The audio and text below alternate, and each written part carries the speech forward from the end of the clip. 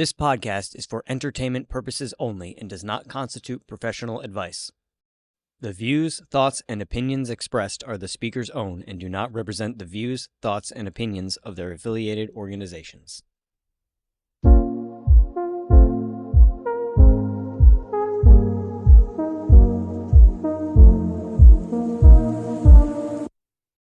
Welcome back to Ready to Connect. I'm Lisa. I'm Ryan. I'm Heather. And this week we have a special guest that we're going to be interviewing. But before we get to that special guest, which we're excited for, I'd love to know what's been going on in your life, Ryan. Wow. Okay. On the spot. Let's see. Well, haven't really been doing too much other than looking at all the leaves in my backyard. Not raking them. Not raking them. Every leaf in the neighborhood is in my yard right now. Yes. I agree. Yes. The beauty of New England. Yes. I took pictures of it the other day, which I can post to our social media as well. It's incredible how many leaves are in the backyard. And then I was trying to make a pile for the dog Watson to jump into because last year he had fun with that. I was just about to ask if you do that. But this year he didn't really know what to do with it, so he stood in the pile, which was good. And then I tossed some leaves around, and he kind of just freaked out and went to the back door. So that was that. Nope, not doing that today. Not today. Yeah. So, but it was fun, Yeah. hanging outside and trying to get the dog to play in the leaves. I'm trying to enjoy the last few days of like nice weather in New England. Yeah, What exactly. What Yeah. were you doing this weekend? This weekend, what did we do? Or this past week, even? This past week? It was spiritual experiences, just kind of the normal humdrum of spirit talking and, doing its thing with interacting, but nothing like that stands out. Pretty quiet, laid back weekend, which I don't mind, after being away and coming back in, just kind of nice to lay low for the weekend. Yeah, I didn't go anywhere with Kyle. No, well, we did take a ride. We took a ride up north just to catch one last leaf peeping session, but I think you went to one of your favorite places. I did go to one of my favorite places. I love Kringle Candle. Oh, okay. Nice. What'd you just say? Went to Crinkle Candle. All excited. I like their candles. That's I like the ride too. Yeah, And the it's a pretty restaurant ride. up there. Yeah. The I forgot the name of it. Eslan. No, oh yeah, we went to Eslan for lunch, which Okay. is one of my favorite. That's in Amherst. Okay. Great little kind of cafe style, copper ceiling. And Oh, wow. it's a really great little nichey place. Yeah. But there's a restaurant that Bill Candle has. Do you remember the name of it? Do you know? No, I don't, but it's farm to table, right? That's it. Maybe that's the name of it. I don't know. I don't know either. But yeah, Very cool. Glad you- enjoyed a nice meal. Yeah. This Yeah. weekend, pulled mom duty in that we helped our youngest son move out of his apartment into the house where he'll be with his fiance Oh, nice. and after they get married. So that was kind of, helping him into that next phase. It's kind of fun to do. Got a lot of stuff that person shouldn't hold on to. But yeah, so that was most of Saturday. Sunday, I was able to get together with some of the faculty in the Art for Healing program over at Hartford Hospital. We had a nice brunch that was put together Oh, by wow. our program coordinator for us, and just be able to share ideas and program ideas and challenges and all that kind of stuff. Just that camaraderie, and it's fun when you get together with a group of artists too. Just the creativity that flows, So that was kind of nice on Sunday. Otherwise, just kind of home reading, just being home, doing the stuff at home, and that's about all I've been up to. Yeah. All right, so everybody, we're going to get right on to our special guest for this week, and we are excited and happy to welcome Dr. Brian Luke Seaward into the conversation here at Ready to Connect. Just to provide a little information about our guest, Brian Luke Seaward is recognized nationally and internationally as one of the foremost experts in the field of resiliency, stress management, and mind-body-spirit healing. In addition to being regarded as an esteemed inspirational motivational speaker, his wisdom can be found quoted in PBS specials, the Chicago Tribune, the Huffington Post, college graduation speeches, medical seminars, boardroom meetings, church sermons, and keynote addresses all over the world. That's a lot of talking that you do. He has authored more than 20 books, including the popular bestseller Stand Like Mountain, Flow Like Water, which is my favorite, The Art of Calm, Stressed is Dessert Spelled Backward, and the leading award-winning college textbook, Managing Stress, which I believe is in its 11th edition. He has a new book out as well titled Mind Over Anxiety, which we will hear more about in this interview. In the role of traveler, visionary, mystic, healer, and mentor, Dr. Seaward has created a legacy in the field of stress management, resiliency, and corporate health promotion for all to share. Currently, he is the executive director of the Paramount Wellness Institute in Boulder, Colorado, and we welcome you to our podcast. Great. Thanks, guys. I'm real honored to be here. Thank you so much. Yeah. Yeah. So why don't we start right away? We have some Sure. questions for you. Yeah. Okay, Absolutely. great. I'm ready. Yeah. Yeah. Thank you for being on the podcast with us. So can you tell us about how you came to incorporate the concepts of human spirituality into your holistic wellness paradigm? Yeah, great question. I've always felt that health and well-being was more than just physical. And I got a master's degree in the physiology of exercise. And after that degree, I took a job as assistant director of cardiac rehab up in Wisconsin. And it was at that time I was asked to be a speaker at a conference put on by the American Holistic Medical Association. And the reason why I said yes was because the keynote speaker was one of my heroes, Elizabeth Kubler-Ross. And at the time, she was very, very famous for her book On Death and Dying. But her keynote wasn't about that. Her keynote was called Holistic Wellness. And she began this presentation by drawing a big circle on a flip chart. And she said, "This circle is a symbol of wholeness." And then she drew a line north and south and east and west. And she put in mind, body, spirit, emotions. And she said, "The wellness paradigm includes all aspects of this, not just the physical, not just the mental," she said, "but the emotional and spiritual." And she had me at hello. And the more she talked, the more I thought, I've got to meet this woman because I felt this intuitively for a very long time. And when I got a chance to meet her, she said to me, she didn't say, young man, because I was like about 25 at the time. She goes, "Young man, what do you do for a living?" She goes, "What's your name?" And I told her, and she goes, "What's your passion in life?" And I said, Wow. "Everything you've been talking about." And she said, "I need your help." And I said, "Sure, how?" And she said, "Would you help me and people like me reintroduce the ideas of human spirituality back into healthcare, back into health education?" And I felt like I was knighted by the queen. So, of course, that's been my mission ever since. That was like 1980. So, for the past, I don't know, 45 years or so. So, when I came time to teach stress management, and of course, I got this job at the American University. I should tell you that I also, when I was in graduate school at the University of Maryland, get my PhD. I made this a focus of my studies, the integration, balance, and harmony of mind, body, spirit, emotions. And I got to tell you that my my committee looked at me like I had three heads. And I remember one of my advisors saying to me, um, "What do you want to do here? What do you want to study for your graduate PhD program?" And I said, "I want to look at the big picture. I want to see the integration, balance, and harmony of mind, body, spirit, emotions." And I'll never forget what he said. He said, "We don't look at the big picture here." Wow. And I thought, ouch. Well, Yeah. luckily, someone allowed me to do that. And that's been the focus of my work ever since. And I think what makes my focus of resiliency and stress management different than most other people's, at least, for the past, I don't know, 30, 40, 50 years or so, is that I've acknowledged the health of the human spirit. For so long, when people taught stress management, it was all about the physical symptoms of stress. Right. And I think a lot of people, because stress management is such a colossal topic, um, you've got people in the field of psychology, the people in physiology, the people in sociology, theology, all these different um, disciplines, and nobody talks to each other. But I felt it was very important to pull them all together. And so I wrote this textbook back, gosh, 30 some years ago, and it was really ahead of its time. I think it probably still is. But I had a whole chapter. In fact, the biggest chapter of the book is on the health of the human spirit, stress and spirituality. And I thought for sure that my editor would say, "Well, this chapter's got to go." He Right. didn't.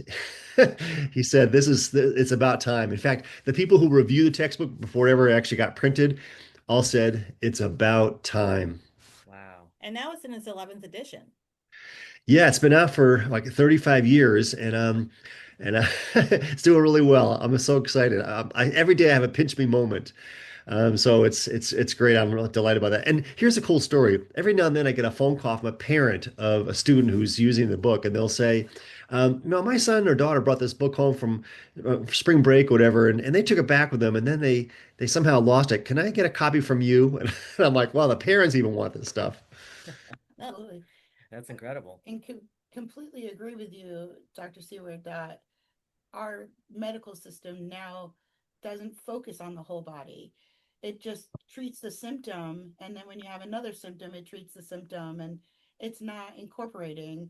And we see this more and more where people want them, fix my body, but also take my mind with me because I believe mental health has been such a taboo in our society for so long that people like you need to bring it forward so that we heal the mind, we heal the body, and then our spirit will follow, right?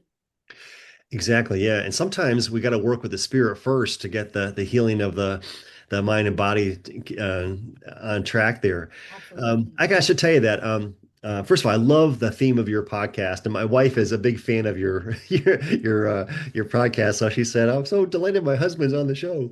But I got to tell you that some of my heroes who have I've stood on the shoulders of would include people like Viktor Frankl and Carl Jung, some people in the field of psychology who also said we need to take a look at the human spirit.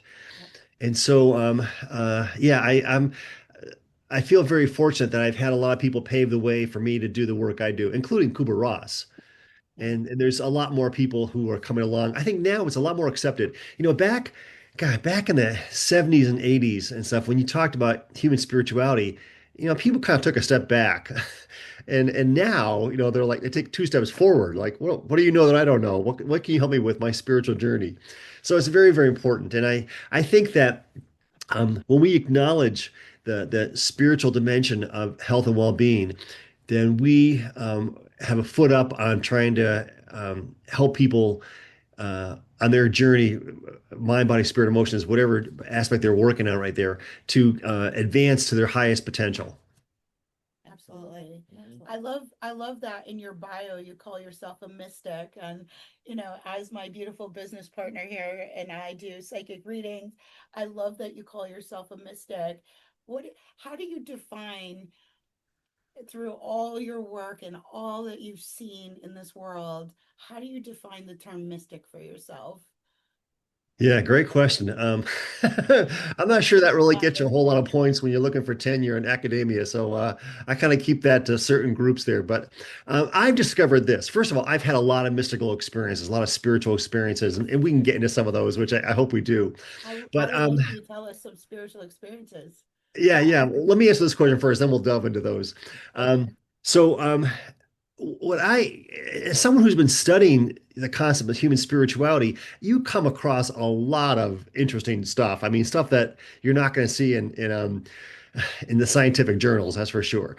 But what I realized was that you don't need to bilocate or to meditate to be a mystic. Really, what a mystic means is to appreciate the mystery of life. And there is so much we don't understand about what's going on from this third dimensional blinders on scientific view of the world, which we've all pretty much agreed upon. In fact, I got to tell you a funny story. I went to go see a movie a couple of years ago, and this couple in front of me was having a conversation, which I couldn't help but hear. But I thought it was the best description of our lives right now. This guy said, he goes, "Well, if you ask me, we're all here in a consensual hallucination." I love that. I know, isn't that great? We've all agreed to this crazy game of what's going on here. Of basically, in other words, if things can't be measured through the five senses, they don't exist.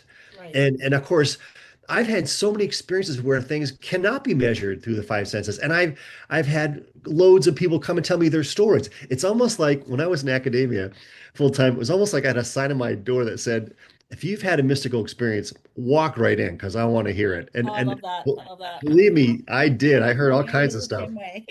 same way. Yeah, we're all birds of the same feather here. Yeah. Yeah.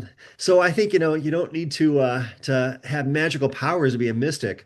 It just means to appreciate the mystery. And if you can begin to do that, then you're truly an evolved soul because so many people are in denial or refuse to believe that there's a bigger picture going on. But every now and then in my life, the curtain's been pulled back.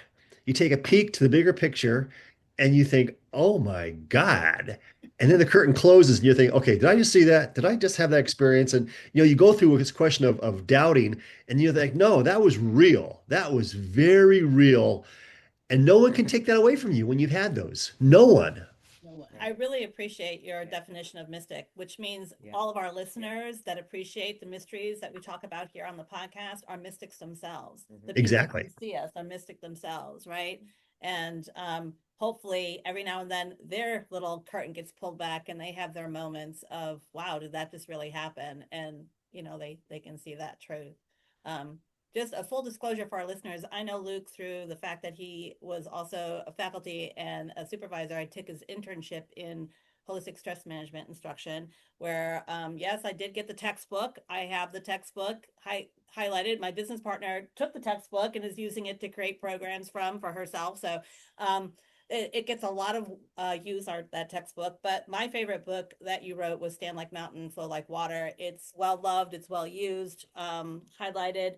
And in that, you talk a little bit about one of the stories about your mystical initiation. And I'd love for you to share it with the group. And then any other spiritual experiences you'd love to impart to us. We just want to hear it all. Sure, sure. Let me begin with one of the first ones, and we'll build up to what was in the textbook, in the Stanley Mountain book there. That's fair. So when I was about 10 or 11, I forget the exact age because it was so long ago, but I had this dream that a neighbor's car had rolled down the driveway and then crossed the street and then hit a couple of trees and knocked a tree over. And I thought, oh, that isn't that interesting? I didn't think much of it till I walked down to the school bus stop and saw trees that had been knocked over and a fence. And I'm thinking like, oh, right across from the driveway where this car allegedly in my dream had happened. And I thought, wow, isn't that interesting? And so at the school bus, I said to some people, I said, anyone know what happened to these trees and the fence across from so-and-so's house? And this one gal said, yeah, my dad forgot to put the emergency brake on the car last night and it rolled down the driveway and hit these trees and the fence. And I thought I did it because I had seen it before it happened. The power of you, huh? I was like, 10 years old. I'm like, did I do this? And then I thought, I'm not going to tell anybody because I'll get in trouble. That's the Right. typical response, right? Right. But I've had a couple of other psychic dreams. One of my favorites is when I lived in DC, I was asked to speak at the White House a couple of times. This is during the George Bush and Bill Clinton era, not now. And I had a dream that the White House was struck by lightning 3 times, and it kind of went up in flames. And then someone ran out and said, "Don't worry, everyone's safe. Everything's going to be okay." And then the flames were put out. And I won't remember waking up thinking to myself, "That's kind of weird." And then I got an invitation to speak at the White House on stress management. And the day I spoke, somebody went and jumped the fence with a knife and tried to attack the guards. And they called me up and they said, listen, there's some problems going on here, but we really need you because everyone's stressed. So I just want you to know that, you're still on. The next time I was asked to come back again, like about, I don't know, 3 or 4 months later or 6 months later. And there's another attack on the White House. Boy, every time you go, huh? Well, wait till you hear this part. And then the third time, do you guys remember this? It was like about 20, 30 years ago, but a plane, Piper Cub, it crashed into the White House. Do you remember that at all? Yeah. I was supposed to speak of that day, and they called me up and they said, listen, we've had a little problem here. We're going to cancel you. Then they called back up and they said, no, we changed our mind. We need you. Things are very stressed here. Come on in. So I get there and I'm thinking like, this is like the dream. 3 strikes on the White House. Right. Yeah. And one of the guys in the Secret Service said, I noticed a trend every time you come here. Right. We're keeping an eye on you, buddy. As the black vehicles slowly drive by your house. Yeah. Gives Men in Black a whole new story. Yeah. Then another dream I had, this one is actually kind of bone-chilling cool. I was asked to be part of a group of people putting together an integrated medicine unit at a hospital in the Midwest. And they wanted to have a kind of like a retreat for all the people who were involved with this. And this one nurse said, "Listen, I've got a house down in Sedona." She said, "Why don't we all meet there? It's much better to meet there in February than Chicago." And there was like four of us, and we were like, "Yeah, great idea. Let's go to Sedona." So we all go down, fly down to the Phoenix, and then drive up. And I was with this one nun. It was a Catholic hospital, and this nun and I traveled together. And we get to the house, and there's a sign on the door that says, "I'm out doing grocery shopping. Keys under the mat. Make yourself at home." So we grab the key, we go inside, and Judian, who knows this gal, her name was Carolyn, takes me through the house. And when you couldn't help but see when you walk from the living room to the hallway down to the bedrooms, there was a big montage of photographs. There was the picture of the husband, wife, and the son and daughter. Carolyn and I forget Jerry, I think his name was the son. He was in the military, so he had like a military photo. And there was all kinds of photos around this montage of family. So Carol comes home about an hour later, and then we all go out for dinner. And by this time, since Judy has told me about the family, people in the family, the kids and the husband and stuff, we all go out for dinner. We talk about the healthcare crisis. We talk about what we can do, solve some world problems, and then we come back. And because everyone's on a different time zone, we all go to bed. That night, I have a dream. I dream that I'm thirsty because I'm in the desert, and I get up and go for a glass of water in the kitchen. And I get to the kitchen, and there's this guy right by the fridge. He's got real long brown hair, very thin face, thin nose, ruggedly handsome.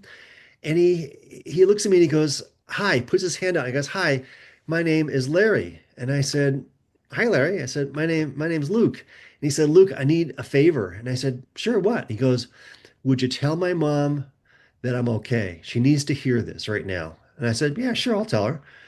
And I'm thinking like this guy looks like he's about 30 years old or so. Chills already. Yeah. I got And chills. he goes, "Oh, wait a minute. She needs to hear something more. Tell her that I'm doing great and that this will put a smile on her face that things are going perfect. She'll understand this in terms of what you say." So I wake up to the sound of noises in the kitchen, and Carolyn is fixing breakfast. So I throw on some clothes, walk down the hall, and see the picture of her son, who's got blonde hair and blue eyes. His name is Jerry, and I'm thinking like, God, the guy in the dream's name was Larry, and he's had dark hair and dark eyes. So I walk in the kitchen, and Carolyn says, "Good morning." She said, "How'd you sleep last night?"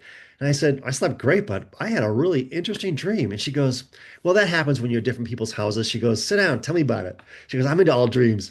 So I said, "Well, I was thirsty looking for a glass of water, and I come in the kitchen like I am now, and there's a guy standing by the fridge, and he says to me his name is Larry, and he's about 30 years old and has long brown hair, brown eyes, ruggedly handsome, thin nose, and she's whipping pancake batter. She turns around and looks at me. And I said, "He's got a message for you." And she goes, "What's the message?" And I said, "Well, he tells me Based. that you're worried about him and you shouldn't be because he's doing great and he really wants you to know he's doing wonderful." I said, "Does that make sense? Because I thought son's name was Jerry, but this guy's name is Larry, and he looks very different than the guy in the photograph." And she says, "There is no way you ever could have known this." And I said, "No, what?" And she said, "My first son died of SIDS 31 years ago." Wow. And she said, "His birthday is tomorrow." And she said, "I've been telling myself, just put it out of your head, let it go, move on." And I said, "He told me one more thing." She said, "What's that?" I said, "He told me to tell you he loves you very much. And we're all here to share love." Isn't that cool? Yeah. That's Oh, beautiful. yeah. So, so very much some psychic dreams going on there, so Lisa, you're not the only one that sees dead people. She's a seer. I see Oh, the okay. She's a seer. Heather's a seer. Yeah. Yeah. Actually, here's a cool story. So I go to do a book signing for Stand Like Mountain out in LA, and this gal walks up to me and she goes, "Hi, would you send this to me?" And she tells me her name and she says, "I'm really jealous." And I said, "Why? Do you want to write a book?" And she goes, "No." She goes, "I'm jealous that you met the brother I never met." And I'm like, "Is your name Carolyn?" And she goes, "Yeah." And I'm like, "Oh my God." She goes, "It's so," she gives me a big hug. She goes, "It's so great to meet you. I've heard this story for so long." Oh, So wow. she Wow. goes, "But you need to know the rest of the story." I said, "Well, sure. What is it?" she goes, well, as you know, Dad died last year. And she said, we took his ashes and we did a big ceremony out in the desert in Arizona. And I said, yeah, I said, I know Tony passed away. I'm sorry about that. And she said, well, my mom and my brother are there. We've got drums. We're chanting the four directions. We're saying prayers and stuff. And so I'm going to send Tony off. And finally, my mom stands up and she says, Tony, if you're up there, give me a sign. And as soon as she said that, this big rainbow appears in the sky. She said, but there were no clouds. It was a desert, dry environment. She said, it was just unbelievable. My mom says, Tony, that's not good enough. Isn't that funny? Yeah. So, okay, so that's the groundwork for some of my mystical experiences, and I've had some other ones too, but the one that was in the book, which is people sometimes take a step back when they hear this, so just warn your audience. It's a great story. Yeah. I woke up one morning. I live in the DC area, and I walk in the shower and I pour some shampoo on my hand, and I look at my hand, and there's a symbol imprinted on my hand. It's a circle within a circle, and there's lines from the center out to the edges like a sun, so rays of a sun. And I'm thinking like, where the heck did this come from? So I get out of the shower, write it down because I thought this was going to fade away for sometime pretty soon. And I thought to myself, what is this? I said, was I like sleepwalking? My first thought was, you go through all the rational thoughts. And I looking around the apartment for things that could resemble something where I could press my hand against it that would make an imprint. Right. Nothing looks like this. Nothing, absolutely nothing. And I began to ask around, and tongue in cheek here, I thought maybe I'm being abducted by aliens. I'm trying to give myself a sign here. So, but it happened 5 more times in this hand over the course of a year. And by this point, the second time, every morning I wake up like, is it there today? And then the seventh time it happened in my left hand. So it was the first six in the right hand, last one my left hand, and there was a word on my finger. The word was VID, and I'm like, what does VID mean? And through a sense of synchronicity, I learned that day that the word vid is a Sanskrit word which means wisdom.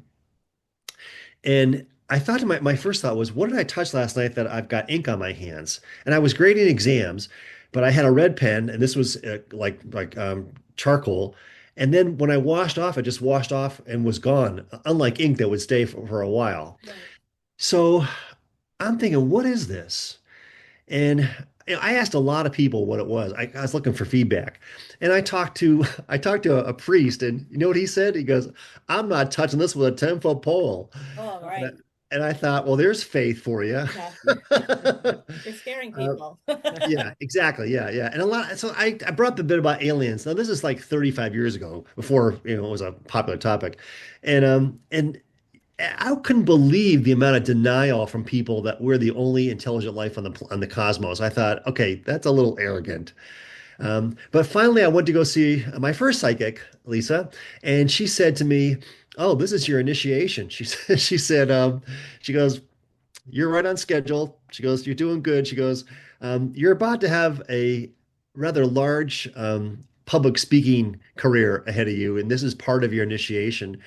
And sure enough, she was right. At that point there, I ended up leaving academia and doing a lot of public speaking events and more books and things. It was kind of wild. She said, if you want to know what the sign is, she goes, look up Celtic symbols. She goes, you'll find it there. She goes, you had a past life in Ireland. She goes, but we think you know that already. And how true that is, right? Yeah, exactly. So anyway, that's some of my mystical experiences. But I've also had a lot of people come to me with mystical experiences too, and I noticed that there's a trend that when you're open to the possibility that there's a bigger mystery to explore, more what I call cosmic breadcrumbs get dropped in front of you that you begin to piece things together. And what I typically say is that as soon as I get one more piece in the puzzle, the perimeter expands exponentially.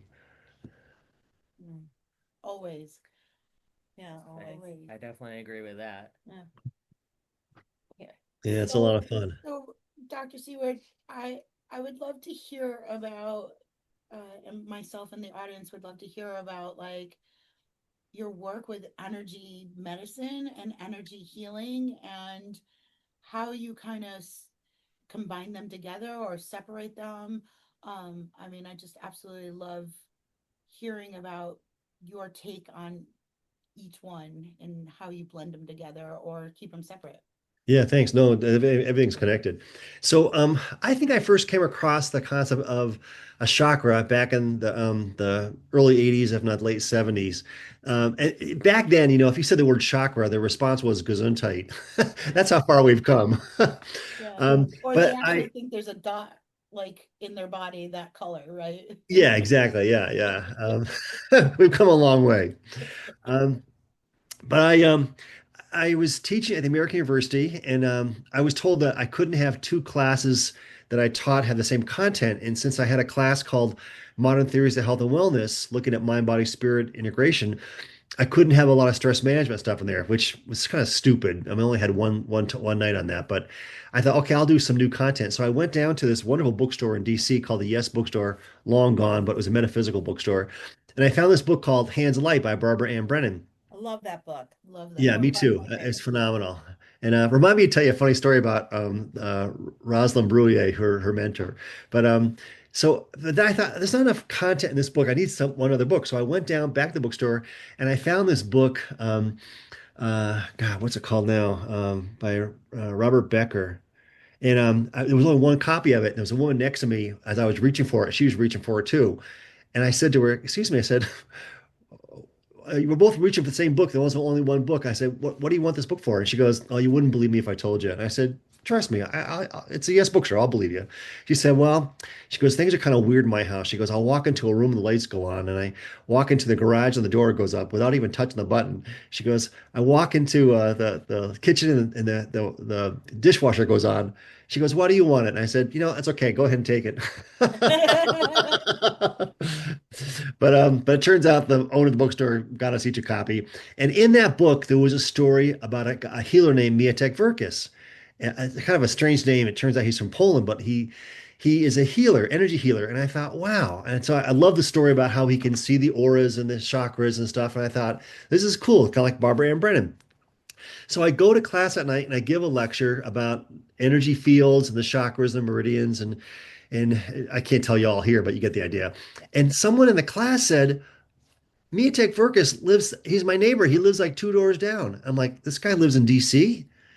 So I got his contact information and I called him up because I thought maybe I could learn something from him. And he says, I'm doing a class, a year-long class. We have one spot left. He goes, I'll save it for you. So I took a year-long class in energy medicine and learned firsthand about some amazing stuff of the energy fields, the chakras, the meridians, how stress can cause distortions in the energy field. And if they are left unresolved, they cascade down to the body where they can cause disease or illness. And so the minute you talk about stress, you got my attention.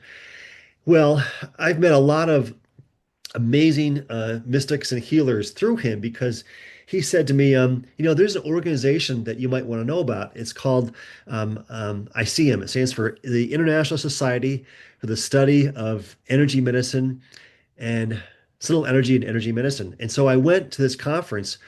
This is back in 1990. And it was made up of physicists, physicians, and energy healers. That's I mean, amazing. it was unbelievable.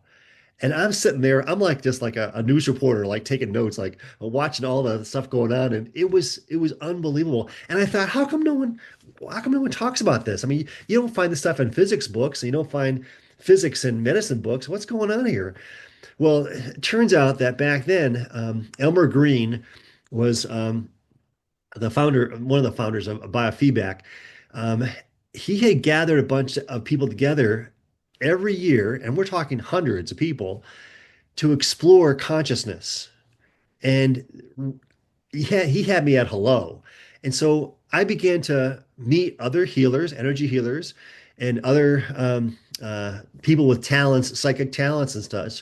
And it almost seemed like, again, a sign on my forehead. If you've got an ability, I want to meet you. I want to talk to you. And I had two agendas. One was I'm collecting data for my textbook, and this is all in my textbook. I have a chapter on stress and disease. It was the first textbook back in 1993 to talk about the energy fields, the chakras, the meridians, the stuff. And I thought, I can't believe the publisher let that in there, to be honest with you. I mean, now, now we just take it for granted, but 35 years ago, this was avant-garde, cutting edge stuff. Well, So, now our medicine professionals, they've developed devices that can actually quantify the human aura and the energy fields and stuff like that. So now it's okay, right, to talk about yeah. it and have it in textbooks. So it was amazing that it was left in your textbook back then. Yeah, I mean, yeah, yeah, I'm still pinching myself. But one of my favorite healing stories, just to give some credence to this, was I had a skiing accident a couple of years ago, and I hit a patch of ice. I live in Colorado, and our snow is powder compared to the East Coast stuff. But for one particular weekend, things got crusty. I went skiing on Monday, and I somehow missed the powder and hit the ice, and I was airborne, and I landed on my head and my back. And I remember thinking to myself, okay, I can move fingers and toes, so nothing's paralyzed here, but I think we're done for the day. So I got up and I skied down the mountain, and then I was with a friend of mine, and we drove home, and that was it. But the next morning, I had a whiplash. I mean, I could not move from my neck down to my stomach. I was like, how do I get out of bed here? It's unbelievable. So, but I did. And then later that day, I had a dermatology appointment, and the nurse, who never says this, says, "We're going to take your blood pressure." And I'm like, okay. And so she takes my blood pressure, which is normally 120 over 80. It was so sky high. I don't know the exact numbers, but it was something like 210 over something like 130. And she says, "You need to go see a doctor." I'm like, "I'm at a doctor's office. Come on." She goes, "This is a skin doctor." She goes, "Go see somebody else." And I'm thinking like, wow. And I never put together this was the cause of the accident. So I go see my acupuncturist, and she says, "I can't help you. Go see a doctor." I'm like, ruh-roh. And I talked to a friend of mine who said, there's a really good energy healer named Masajati. She goes, he lives in Minnesota. She goes, but, and he has like a 2 month wait to get in to see him. She goes, but I've got an in. So call his private number. And she goes, he'll take care of you. So I call this guy up out of the blue. Now I'm in Colorado. He's in Minnesota, 1,000 miles away. And he says, he goes, yeah, I can work with you right now. And then he says this. Wow, I've never seen this before. This is what you don't want to have a healer say to you. Wow, I've never seen this before. Yep. So I said, "What is it?" And he goes, "You've got a pinched nerve, I think it's, you got a pinched artery in your neck." And I said, "Can you fix it?" And he goes, "Yeah." And the minute he said, "Yeah," all of a sudden my body just went, just collapsed. And I thought, wow, I feel so relaxed now. He goes, "You also got some stuff going on your right shoulder. Is that where you landed?" And I said, "Yeah." He goes, "We can fix that too." I had my blood pressure taken later that day, 120 over 80. Mhm. So how do you explain somebody who can over the phone tap into the vibration of your voice and then do some kind of energy healing 1,000 miles away? I mean, in the medical community, they would say nonsense or bullshit. This is crazy. It doesn't happen like this. But it did because it happened to me. I'm the beneficiary of it. And I know these stories are not uncommon if you follow the path of the energy healer who can do amazing things in many cases, not every case. It's not 100%, and I'll tell you why in a second. Um, but it is remarkable, and I'm very very grateful for having had that experience. Okay, so here's why it's not 100%. At this conference I went to with the physicists and the healers and the MDs, they did a panel discussion. And one guy, he's kind of like the doubting Thomas of the world. I think he was a physician. He goes, "If you healers are so great, how come you can't heal 100%?" And Miatek says, "Well, sometimes we're told not to interfere." Correct. And there was just a hush in the room of 200 people. He said, "Sometimes we're told this is the patient's karma to have this experience, and we're told not to interfere." He said, "About 85% of what we do is stress related." He said, 15% we're told don't interfere. So the minute you talk about karma, you also introduce, whether you know it or not, the ideas of reincarnation. And for a lot of physicians and physicists who have been educated a certain way that in order for things to be real, you got to measure the five senses repeatedly, reincarnation doesn't really fit into the picture. but through the eyes of the bigger picture, it's certainly part of that. You see, myself and Heather, we're nodding our heads to everything you're talking about when it comes to that distance healing experience, as well as not being able to heal 100%. And these are the same words we speak to our students, that not everything is meant to be healed. Sometimes there's lessons that still need to be learned. And so I'm so glad you put it in your words too, because Yes. that's just amazing. And the beauty of energy, right? The beauty of you being on the phone and him on the phone in two different states, and it just proves there is no boundaries to energy. Energy is, it's boundless. It's so amazing how you can tap into that when you're trained or learn how to do it, and you can really, really help yourself, mind, body, and soul. Yeah. Yeah, yeah, exactly. Hey, so do you want to hear the story about Rosalind Bruyer before I forget it? Yeah, sure. Absolutely. Okay. So there's a really good movie if you want to see it. It's called Resurrection. And I think Ellen Bernstein's the actress in it. And you probably can find it on Netflix or something like that.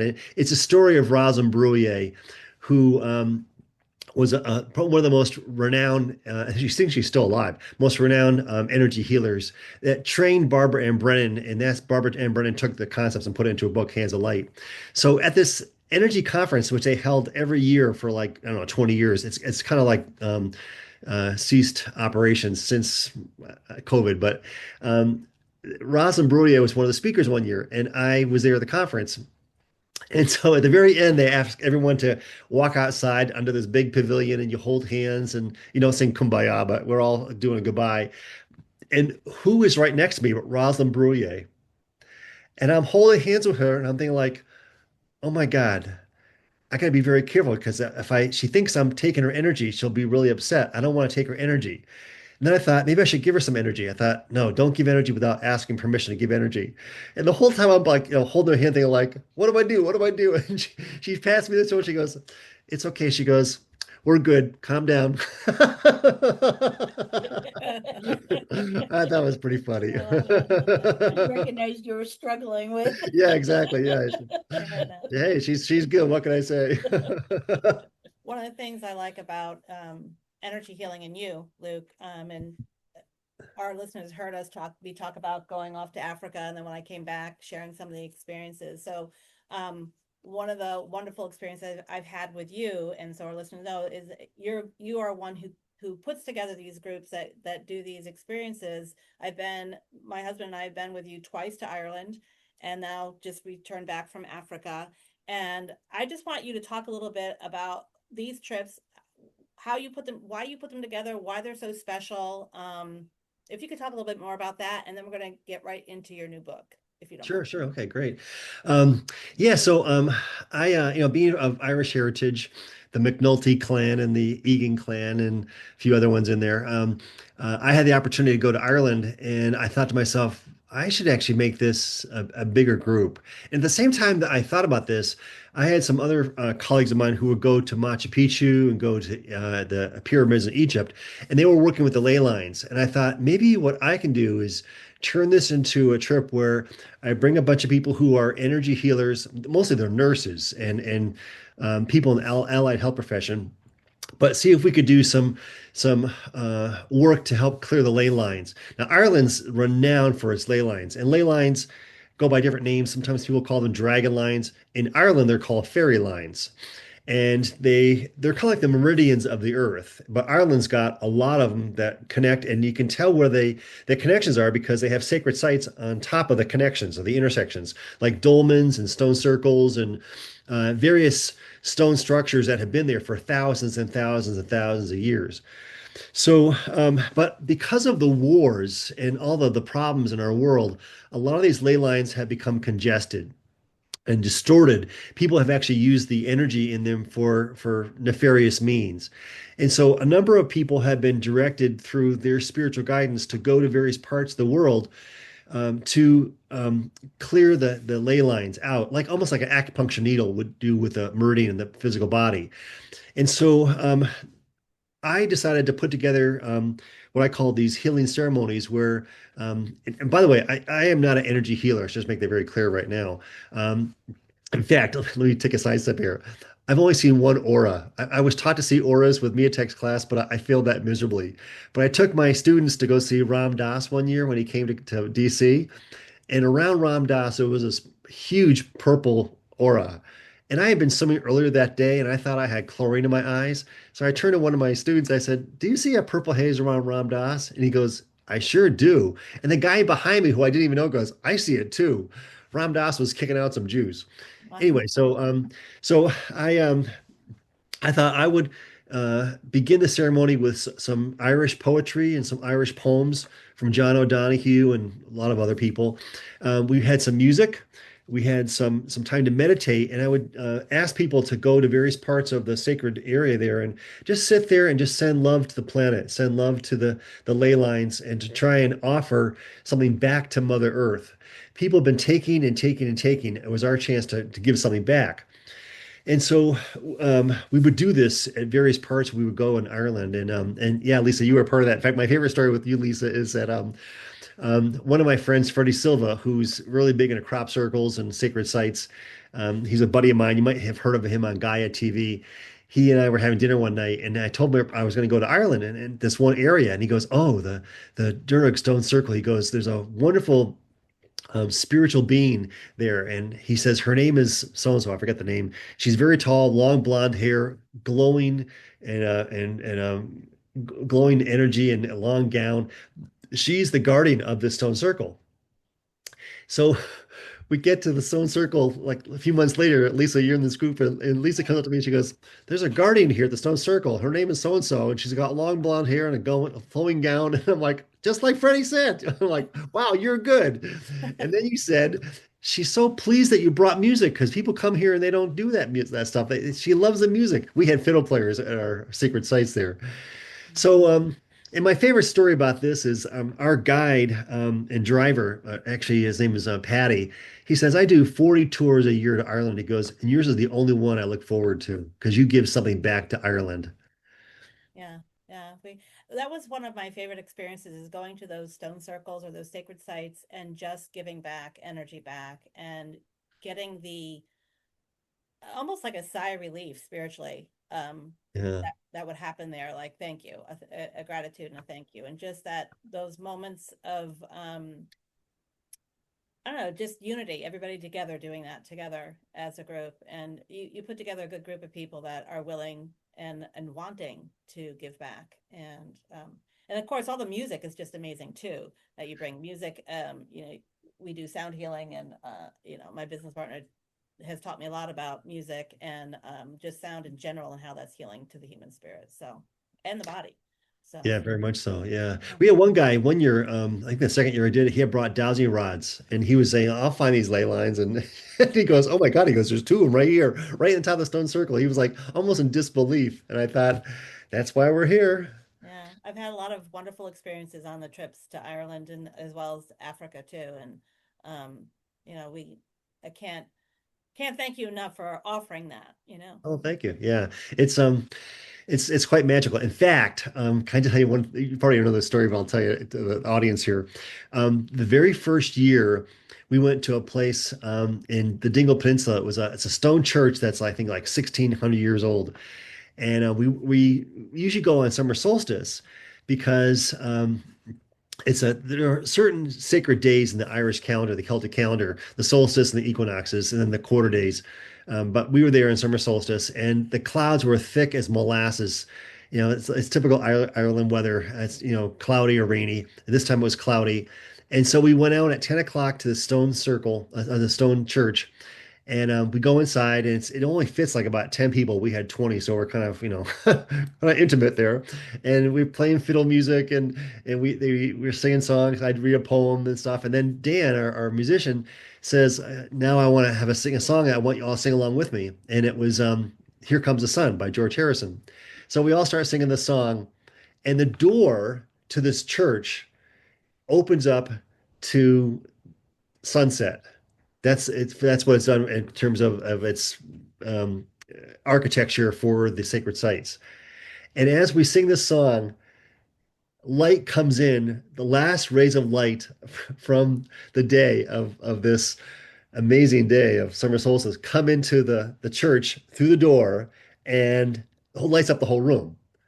And our guide, who had never seen anything like this before, grabs my elbow and he goes, "Something magical is afoot here." That was And Stony, right? that Stony? was Stony, yeah. And it turns out that I discovered that the Irish use the word magical to mean spiritual. Yeah.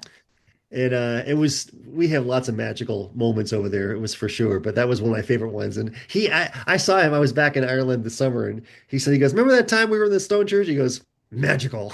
Yeah. Yeah. I, Love I was it. able to capture a little magic on film, which I'll put up on our socials too. I got that picture of some sort of wood fairy or whatever, remember?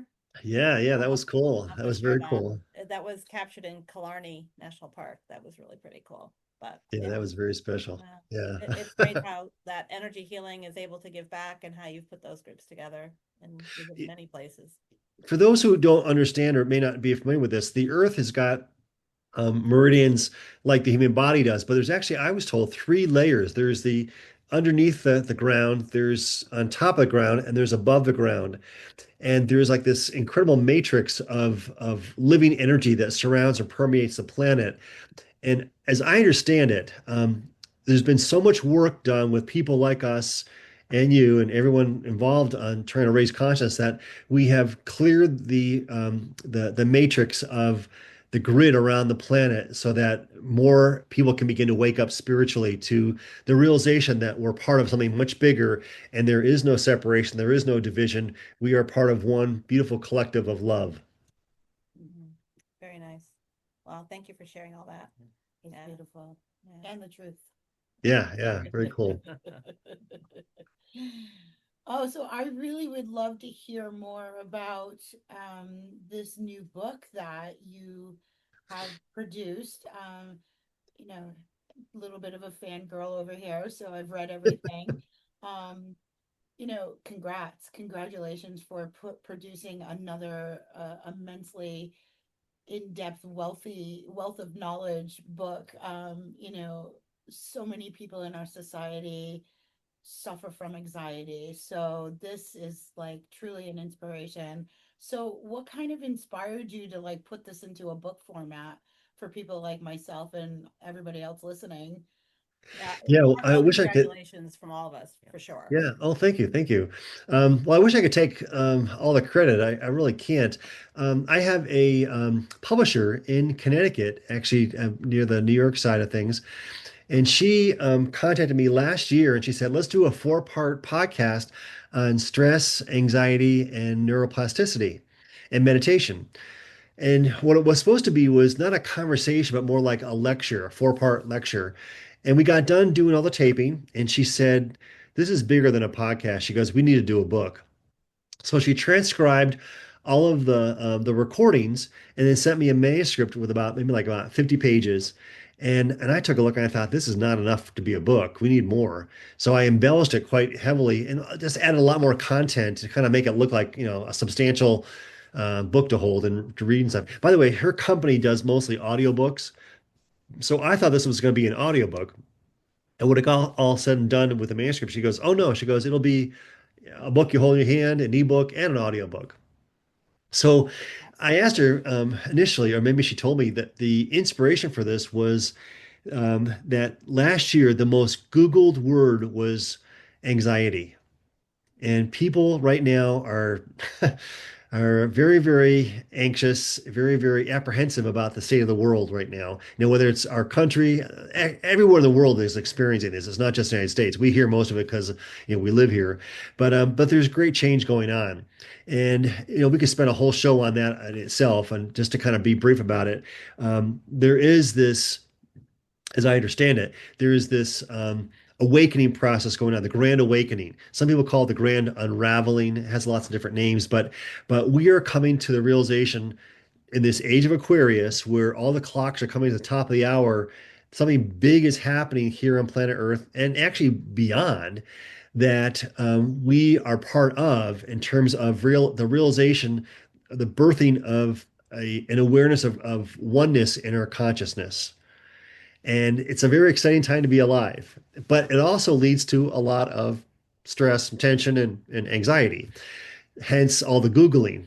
So, this book is really kind of a simple approach to people who are unfamiliar with meditation, which by now you would think everybody is, but to really put down some scientific facts about when you begin to meditate, you begin to rewire your brain for peace and relaxation. And what we're seeing right now is the opposite. People are wiring their brain for stress with all the doom scrolling with all their devices, screen devices. And back when I first got involved with stress management, I was with sports psychology. I was a sports psychologist for the Olympic biathlon team, and I was teaching what we called mental training back then. Um, but really, what it came down to was how to improve your mental well-being so that you could actually have the best physical performance at the Olympics. And if you were stressed, you were not going to have the best performance. So I taught stress management techniques, and meditation was one of them. But the whole idea is that if you practice something over and over again, it's like traveling on a dirt road, which soon becomes a superhighway.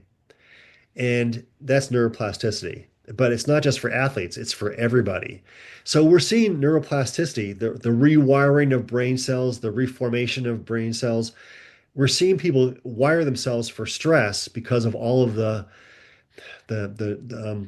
negative fear mongering in the news, the doom scrolling, all kinds of stuff that people don't like. This book says you can use that same concept and wire your brain for relaxation.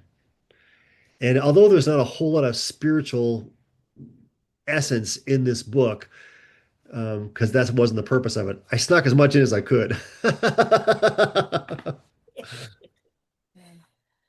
Um, the book talks a lot about the meditation. Love for you if you're willing to share your own meditation practices and what you do for yourself when it comes to meditation. Yeah, sure. I'd be glad to. I get this question a lot. Okay, so a little bit of sharing here. When I first realized I was meditating, it came from high school swim team.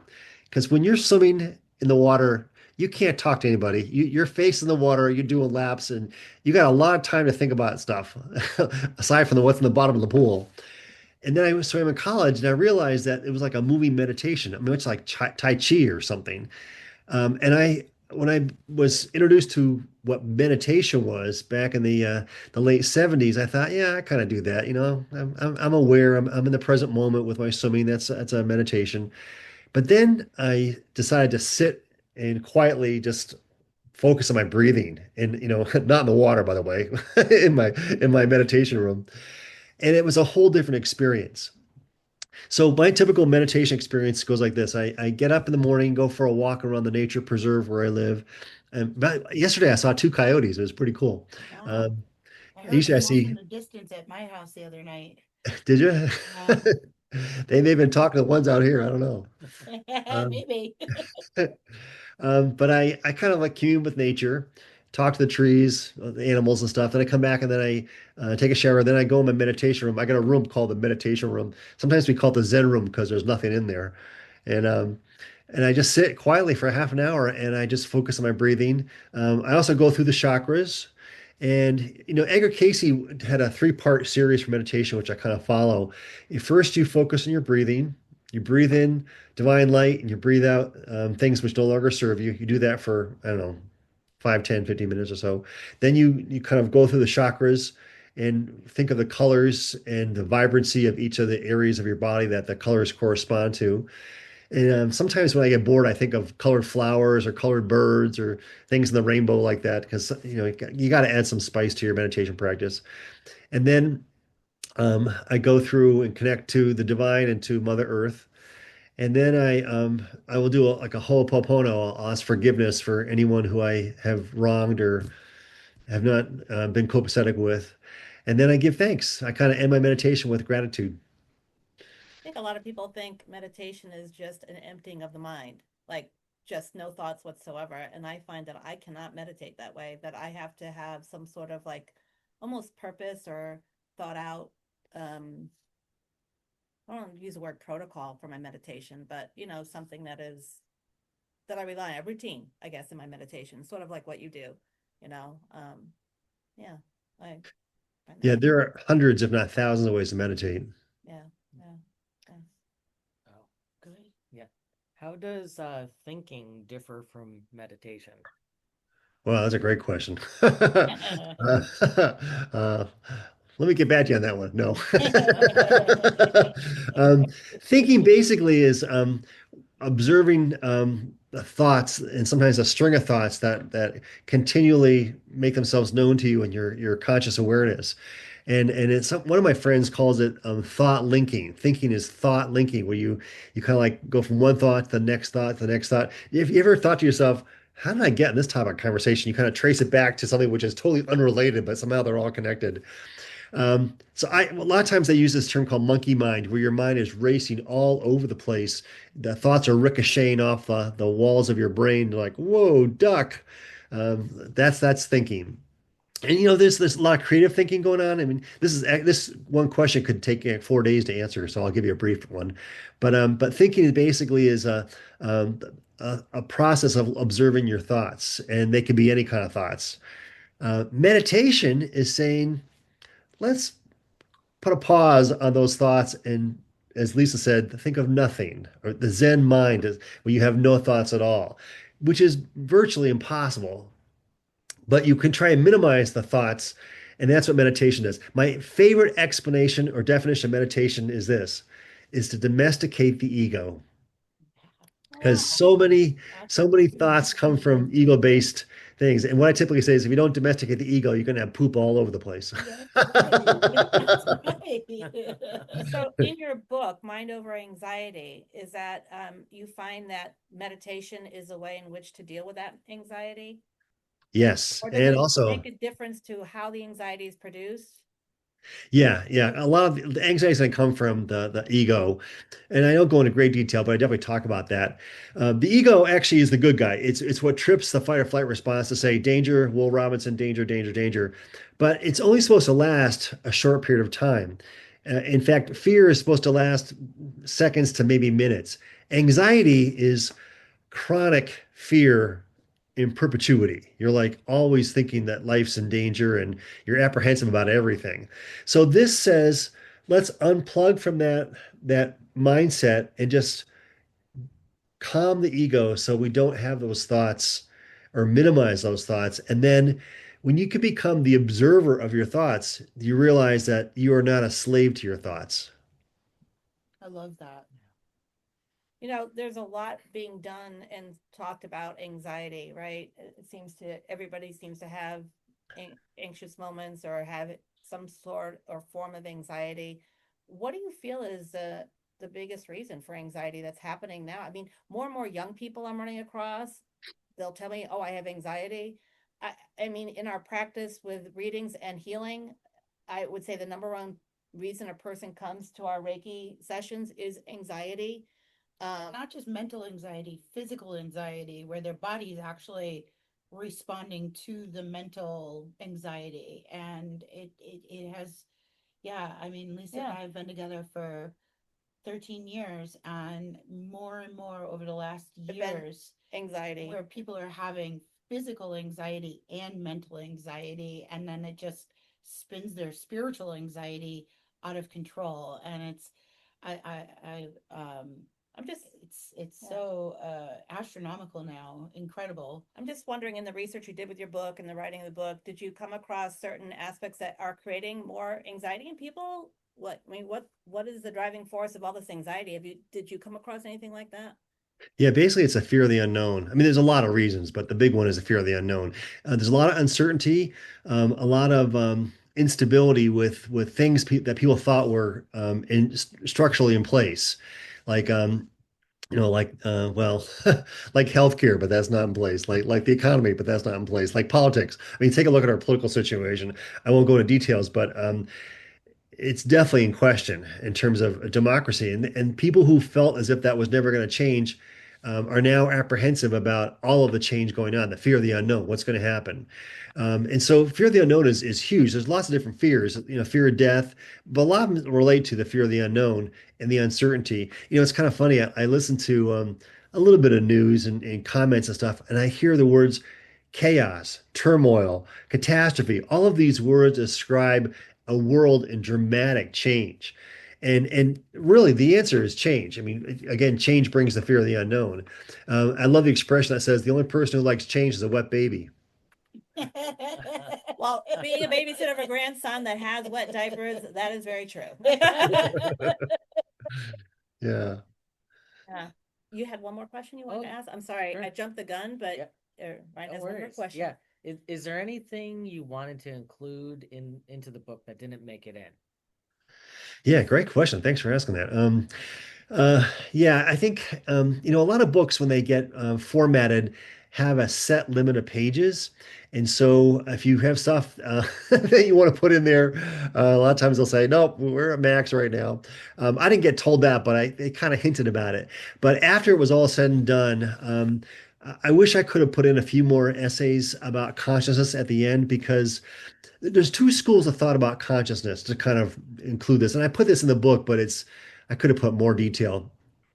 The first school of thought says that consciousness or your thoughts are what they call an epiphenomenon of brain chemistry. All of the brain neuropeptides that slosh around your gray matter are creating thoughts of, wow, it's cold outside, or the spaghetti tastes good, or something. That's one school of thought, and I don't subscribe to that. The other school of thought, which I do subscribe to, is that consciousness is everywhere, and our brains are the primary organ of choice for it to communicate and for us to use our five senses to make sense of where we are in the world. So there's a lot about I could have written like 15 volumes on consciousness, but that wasn't the point of the book. So I kind of kept it short. But one thing I wish I put in there, I didn't get time to do was we now know that meditation is not the fountain of youth, but the research shows that it begins to repair the telomeres of the DNA strands, so that when the telomeres become shortened, we age faster. But they now know that with meditation, we can increase the length of the telomeres on the ends of the genes, and as a consequence, we don't come down with as many diseases and illnesses, or we don't age as quickly.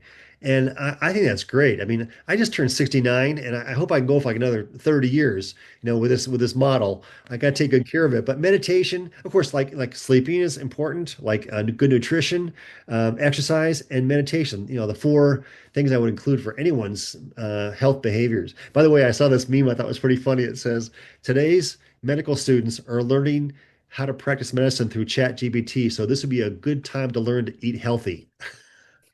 Oh my word. Oh my word. Well, I very excited for your book. Again, the book is called Mind Over Anxiety. You can get this book anywhere, correct? Yeah, Amazon, Barnes and Noble, I guess all the outlets, regular bookstores and stuff. I can also get it as a audiobook. I don't know the actor. I don't know if I told you, but they hired an actor to do the voiceover because they said that authors tend to waste too much time in the studio. So they hired an actor from New York City, I think, to do the audio. But they asked me to do the guided meditations, which I'm so happy about. So Well, I'm glad for that because two for the price of one. really wonderful. Yeah. Yeah, yeah. Would you like to share any of your contact information with our listeners where they can find information about you, anything like that? You have a website. Yes, I do.